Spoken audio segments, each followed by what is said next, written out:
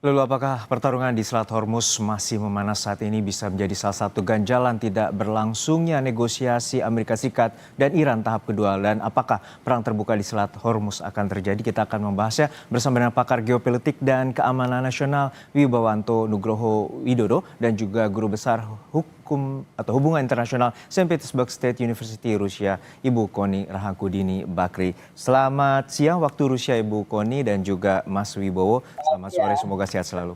Saya ke Bu Koni terlebih dulu. Bu Koni, kita melihat bahwa blokade ini menjadi salah satu tantangan terbesar untuk memasuki tahap kedua. Walaupun kita mengetahui bahwa proses negosiasi terkait pengayaan uranium masih berlangsung. Dan saat ini Anda melihatnya seperti apa? Karena dalam segi hukum internasional, mana yang menjadi pijakan karena kedua belah pihak menyatakan bahwa legalitas mereka masing-masing adalah ilegal. kalau dari dua standpoint jelas dua-duanya juga punya alasan yang sangat kuat ya. Tapi saya mau bilang bahwa perkuatan blokade Selat Hormuz ini justru jadi penghalang utama negosiasi apapun lah mau tahap 2, tahap 3 dan tahap selanjutnya. Karena ini bukan soal minyak ya. Yang saya khawatirkan dengan semakin bersikeras Amerika Serikat, maka yang akan dikeluarkan senjata kemudian adalah kabel internet bawah laut yang bisa melumpuhkan ekonomi digital baik di Teluk baik di Asia dalam sekejap. Nah, sekarang kita juga mesti lihat bahwa kalau tadi disampaikan dalam pembukaan bagaimana seolah-olah Trump menyatakan bahwa angkatan laut Iran itu sudah sangat dilemahkan. Jangan lupa bahwa strategi militer Iran di Selat Hormuz itu dipegang oleh IRGC Navy. Jadi dia tuh adalah angkatan laut korps pengawal revolusi. Jadi jangan disamakan dengan apa yang disampaikan oleh Trump. Nah, tapi kalau saya lihat pernyataan Trump ini juga sebenarnya apa yang dilakukan Amerika itu belum blokade penuh seluruh selat ya, belum lah. Melainkan hanya kapal-kapal yang masuk keluar dan menurut saya juga Amerika menggunakan ini sebagai pemaksaan atas senjata ekonomi Iran dengan menggunakan Hormuz. Nah intinya kita juga mesti melihat apa pengumuman dari RCGC Navy ya, bahwa dia bilang apapun yang terjadi arsitektur keamanan baru di Teluk Persia sudah akan dibuat. Jadi Teluk Persia itu nggak akan lagi sama seperti dulu. Dan juga kita mesti lihat mereka kekuatannya murah, apa juga strateginya juga sudah dirancang puluhan tahun. Sepertinya mereka sudah berpikir apapun yang akan terjadi sudah ada option 1, option 2 yang tadi saya sampaikan di awal. Kemungkinan besar yang saya khawatirkan malah larinya ke kabel bawah laut. Oke. Kita ke Mas Wibowo. Mas Wibowo, terkait dengan kalkulasi secara militer, lalu seberapa besar sebenarnya peluang insiden kecil yang terjadi di Selat Hormuz apabila terjadi serangan di sana? Jadi memang yang dibilang tadi itu ada 750.000 mile paling tidak tuh, kabel bawah laut tuh, yang menghubungkan komunikasi digital di seluruh dunia tuh, ya. Dan berarti kalau di Hormuz tuh berarti sepersekian ya. Nah, jadi poinnya begini ya. Jadi Amerika itu sekarang di dalam posisi harus menyelesaikan perang ini secara cepat, ya. Karena memang plan A-nya itu perang ini selesai dalam waktu 2 minggu. Step 1 yaitu serangan militer yang memberikan strategic surprise dan dekapitasi, yang dilanjutkan dengan superioritas militer dan juga penghancuran nodes-nodes militer Iran. Tetapi kan ada tahap ketiga yang tidak disangka oleh Amerika, itu retaliasi berkelanjutan dan tidak tergantinya rezim dan belum berubahnya orientasi geopolitik Iran versi 79. Itu poinnya kan. Nah, jadi sekarang Amerika masuk ke dalam tahap yang namanya courtship diplomasi, di mana instrument of national power militer itu berjalan bersamaan dengan diplomasi. Dan ini bukan replacing, tetapi hadir secara simultan, gitu, sinkron. Nah, makanya ini lebih kepada pemaksaan, bukan kepada genuine diplomasi, tetapi apa yang disebut dengan memaksa untuk bernegosiasi atau negotiation under pressure. Nah, di sini ada dua pemikiran ya. Ya, salah satu pakar Iran di Washington DC, Vali Nazar, ya, yang memang orang Iran awalnya ya, Iran American ya. Dia mengatakan bahwa ada dua opsi untuk menghadapi ini. Yang pertama adalah Presiden Trump ya harus bergeser kepada niat ya, untuk memaksa Iran surrender, tetapi lebih bergeser menjadi mengajak Iran untuk mencapai deal gitu. Nah, opsi yang dimasukkan Valina itu adalah opsi untuk jangan menekan Iran untuk memaksa surrender, tetapi untuk mengajak Iran melakukan deal sehingga ya hasilnya cepat dicapai. Karena sebenarnya sekarang terbukti bahwa seberapa banyak pun kekuatan militer yang dihancurkan di Iran, ternyata tidak terbukti dapat mengubah orientasi geopolitik Iran. Kan gitu faktanya. With or without pergantian rezim. Nah, karena pada prinsipnya center of gravity untuk mengalahkan Iran adalah heart and mind dari rakyat Iran itu sendiri. Nah, sekarang Trump harus mencari simpati dari rakyat rakyat Iran, yaitu jangan menambah susah keadaan. Itu poinnya tuh. Oke. Nah, yang berikutnya bagi Iran, bagi Amerika, center of gravity-nya itu juga adalah domestic audience di Amerika yang memberikan legitimasi kepada Presiden Donald Trump. Dan juga kondisi ekonomi global. Nah, sekarang keduanya juga menekan Presiden Trump. Semakin lama ini di pressure ya melalui kehadiran militer di bagian internasional Selat Hormuz itu semakin tidak baik bagi Presiden Trump. Dan benar bahwa kehadiran US Navy itu bukan langsung melakukan blokade penuh, tapi hanya hadir untuk show force dan hadirnya di bagian wilayah internasional. Nah, ini harus masing-masing harus introspektif dan melakukan self restraint supaya tidak ada kesalahan langkah. Ya, saya ke buku ini bahwa ini ada pressure play yang digunakan oleh strategi dari Amerika Serikat untuk menekan Iran agar masuk ke meja perundingan, dan juga kita mengetahui bahwa perbincangan sebelumnya Ibu Koni melihat bahwa upaya Amerika Serikat untuk melakukan pembicaraan antara Israel dengan Lebanon ini merupakan langkah yang tepat, terutama 34 tahun belum pernah bertemu. Lalu seperti apa sebenarnya masa depan perundingan untuk terkait dengan Iran? Tunduk atas prasyarat apa yang dikatakan oleh Amerika Serikat? Jawabannya usai jeda hanya di Kompas Petang. Ya, kembali di Kompas Petang terkait dengan situasi di Selat Hormuz yang terus memanas, dan juga kita akan membahasnya bersama dengan pakar geopolitik dan keamanan nasional Wibawanto Nugroho Widodo dan juga guru besar hubungan internasional Saint Petersburg State University Rusia. Saya kembali ke Bu Koni tadi bahwa kita melihat bahwa ada 3 dekade ini dan kemudian Amerika Serikat melalui Marco Rubio berhasil mendudukan Israel dan juga Lebanon dan sepakat untuk gencatan senjata selama 10 hari. Menurut Anda, apakah ini merupakan sebuah gerbang awal untuk memasuki putaran kedua perundingan damai antara Amerika Serikat dengan Iran? Sebagaimana saya sampaikan yang lalu, saya sangat respect kepada Rubio sampai dia turun tangan untuk mendudukan dubes Israel dan juga Lebanon ya untuk menyelesaikan masalah. Tapi kembali kita juga mesti melihat faktor strategiknya Hizbullah sendiri, baik bagi Iran ya kan, terutama bukan bagi Iran, terutama bagi Iran gitu. Karena bagaimanapun Iran itu tidak mungkin melepaskan, menurut saya ya, tidak mungkin melepaskan kekuatan Hizbullah.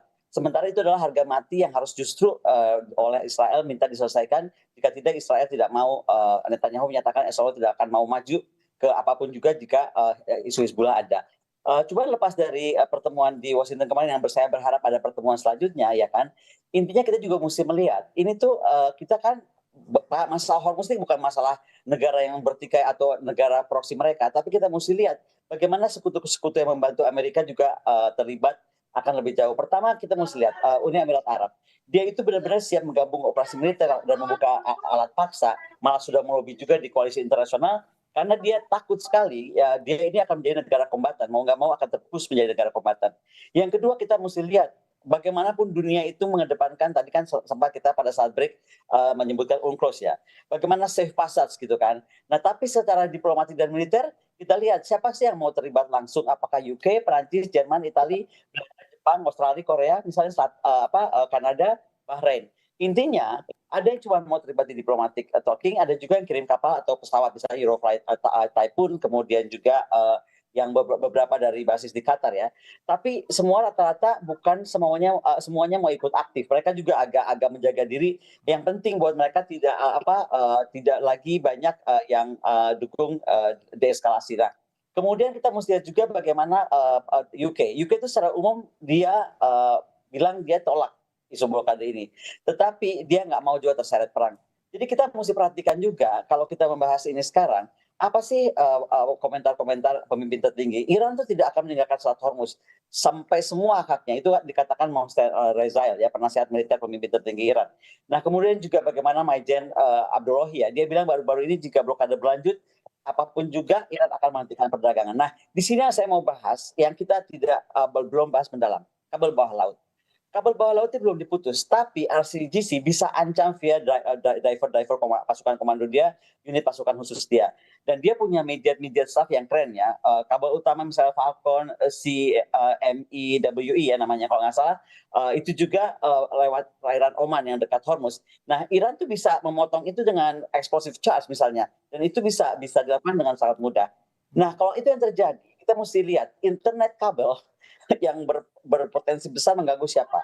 Uni Emirat Arab, Qatar, Bahrain, Kuwait. Dan ini akan menjadi latensi tertinggi dari perbankan dan trading global, karena kita tahu dong, contoh aja Rusia. Rusia itu kan menjadikan Dubai negara teluk, beberapa negara teluk sebagai negara ketiga untuk sistem perbankan kita, karena kita kan sekarang lagi di sanction. Nah, intinya kenaikan biaya cloud, kemudian delay transaksi, dan ini bukan cuma bicara di tadi yang saya sebutkan, tapi bagaimana kemudian keuangan Asia Eropa juga akan sangat terpengaruh. Nah, artinya apa yang terjadi? Kita mesti betul-betul berharap siapapun negara yang bisa bersuara itu membuat juga sebuah masukan. Misalnya saja ya, saya tuh ingin sebenarnya kita agak keluar dari isu yang terus terjadi, tapi kita coba bikin solusi yang agak melompat ke depan. Misalnya saja, kalau bagaimanapun hormat saya kepada Trump, ya kan, dia pernah melahirkan Abraham Accord, dan Abraham Accord itu sangat penting waktu itu untuk Timur Tengah. Kenapa sekarang kita tidak melahirkan Hormuz Accord? Saya sih berharap Indonesia bisa mendorong itu ya bersama negara Islam. Di sini seperti saya sampaikan berulang kali, Pak Menlu Lavrov berapa kali bilang, kenapa sih negara Islam ini nggak bersatu gitu loh. Contohnya untuk melahirkan Hormuz Accord. Hormuz Accord ini kalau terwujud ya, itu bisa bikin zona bebas senjata nuklir di Timur Tengah, paling tidak. Kemudian rekonstruksi Gaza, Lebanon, ya kan? Kemudian percepatan transisi post oil negara teluk. Jadi ini menjadi penting, tapi kok belum ada yang bicara tentang solusi itu atau solusinya Rusia dan Cina. Bagaimana kita sekarang memainkan peran strategis dengan Northern Sea Road? Baik, saya ke Mas Wibowo. Mas Wibowo, kita mengetahui bahwa situasi ini sangat pelik dan kompleks, dan kita mengetahui bahwa saat hari Rabu kemarin dari Panglima Angkatan Bersenjata Pakistan menemui juga dengan Menlu Iran Abbas Araghchi terkait dengan kekuatan militer yang juga bisa jadi terkait dengan permintaan Amerika Serikat untuk penangguhan pengayaan uranium. Saat ini seperti apa? Karena kuncinya ada di Selat Hormuz dan juga terkait dengan uranium. Nah, bagaimana dengan masa depan seperti yang dikemukakan Ibu Koni terkait dengan Hormuz Accord dan juga masa depan perdamaian ataupun tahap 2 ataupun tahap 3 terkait Amerika Serikat juga Iran? Ya, ini kan kondisinya sekarang Amerika masuk ke dalam tahap forced diplomasi karena sasaran strategis awal itu tidak tercapai. Yang tercapai itu adalah penghancuran nuklir militer strategis atau force aspek dari Iran dengan force strategi di papan Amerika. Nah, sekarang masuk ke dalam proses diplomasi seperti ini, ya Amerika berpikirnya tidak bisa harus maksimalis lagi. Yang berpikirnya satu-satu, mau diberesin yang mana? Karena seperti tadi Bukoni udah jelasin tuh, bahwa pertama Abraham Accord itu bagus ya, itu bagus. Ya. Akhirnya menjadi ada kompatibilitas antara Arab Sunni dan Israel dan juga Amerika dan juga pihak yang lain termasuk Rusia dan China. Yang tidak get along, yang tidak bisa kompatibel kan hanya tinggal Iran versi 79 sekarang. Dan kalau sampai Hezbollah itu dilucutin, ya berarti sama aja versi 79, Iran versi rejim 79 ini tidak eksis lagi gitu. Nah, yang berarti sekarang harus satu-satu diberesin nih oleh Presiden Trump nih dengan negara resmi. Ya kalau memang mau, apa yang diberesin sekarang? Apakah militernya, nuklirnya Iran yang mau dihabisin? Apakah proksinya yang mau dihabisin? Atau Hormuz dulu dibuka? Sebenarnya sekarang Amerika harus mulai lagi satu persatu membereskan keadaan ini. Sebenarnya apa sih mau oleh Amerika? Mendapatkan kembali akses ke Hormuz. Itu poinnya itu. Dan kondisinya mungkin tidak seideal yang masa lalu gitu. Okay. Nah mungkin ide yang itu boleh aja ditampung, nggak apa-apa. Kenapa enggak? Orang dulu aja Israel zaman sah Iran kan Israel, Amerika dan Iran itu sekutu melawan negara-negara Sunni yang di backup Soviet. Setelah itu kan berubah. Yang namanya kondisi strategis itu bisa berubah, Mas. Gitu. Nggak ada masalah. Okay. Tapi sekarang dalam kondisi begini, kuantum begini, ya. Yang pertama tuh ya, kita tidak pernah tahu intensitas dan kapabilitas dari masing-masing aktor sekarang. Ya, sehingga setiap aktor tuh harus mengambil posisi superposition. Semua posisi diambil aja. Nah, yang ketiga, semua tuh terhubung jadinya. Bukan itu udah jelasin tuh, ada 250.000 mile kabel bawah laut tuh. Nah, kalau udah kepotong sebagian aja itu kemana-mana. Jadi ada aspek entanglement. Okay. Ya. Tentang semua jadi terkait-kait gara-gara keadaan di Hormuz. Yang keempat adalah probabilistik. Jadi kita tidak lagi bisa berpikir hanya binary 0 atau 1 gitu. Enggak. Semua kemungkinan itu mungkin. Jadi berpikir out of the box untuk membuat yang namanya bagaimana menyelesaikan solusi satu persatu masalah di Hormuz, lakukan saja kalau mau itu bisa. Tapi kalau masalah bagaimana Hizbollah nanti mau dilucutin, ini masih questioning ya, karena ini berkaitan dengan harus merubah dulu geopolitical orientation Iran. Nah, dari tahun 2006 aja resolusi Dewan Keamanan 1701 untuk melucuti Hezbollah, non-state actor, dan akhirnya membuat Israel mundur kan juga belum terlaksana. Great powers nggak ada yang bisa mengeksekusi itu poinnya. Baik, kita nantikan bagaimana proses ini dan juga kegiatan 10 hari ini patut diapresiasi dan ini merupakan gerbang awal menuju adanya putaran kedua negosiasi antara Amerika Serikat dengan Iran. Terima kasih sekali lagi perspektifnya Mas Wibawanto Nugroho Widodo, pakar geopolitik dan keamanan nasional, dan juga Ibu Koni Rahakundini Bakri, Guru Besar Hubungan Internasional Saint Petersburg State University Rusia. Sehat-sehat selalu Bapak Ibu.